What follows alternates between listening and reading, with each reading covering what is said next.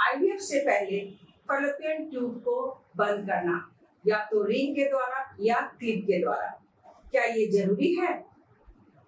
तो हम बताना चाहेंगे कि फैलोपियन ट्यूब में अगर पानी भर गया हो, जिसे हाइड्रोसेल्फिक्स कहते हैं, कभी कभी पस भर जाते हैं जिसे पायरोसेल्फिक्स कहते हैं, और कभी कभी अगर हमारा फीमरियल ब्लॉक है और डिस्टल उसमें स्वेलिंग हो गई है, फ्लूइड का कलेक्शन है और वो ट्यूब उसका फंक्शनल नहीं है और जिसके लिए हम आईवीएफ की प्लानिंग कर रहे हैं, तो ऐसे कंडीशन में ट्यूब को बंद करना जरूरी हो जाता है।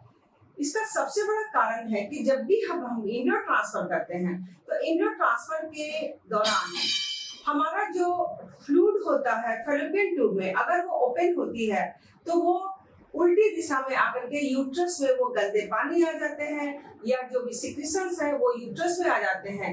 इसके कारण हमारा जो इम्प्लांटेशन है वो फेलियर होने की समस्या आ सकती है, या नहीं तो फिर इम्प्लांटेशन अगर हो जाता है तो वो हमारा मिसकैरेज का पॉसिबिलिटी जो है वो बढ़ जाता है। बहुत सारे ऐसे कंडीशन है जो हमारे फैलोपियन ट्यूब को पूरी तरह इफेक्ट करता है।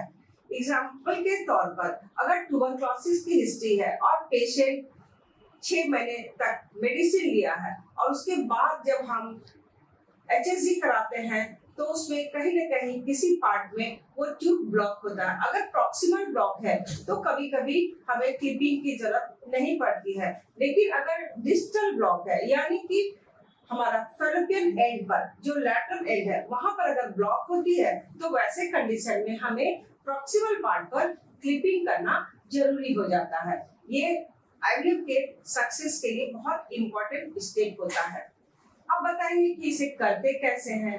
तो इसके करने के लिए जो सबसे जो उचित तरीका होता है, जो सक्सेसफुल तरीका, वो है लेप्रोस्कोपी।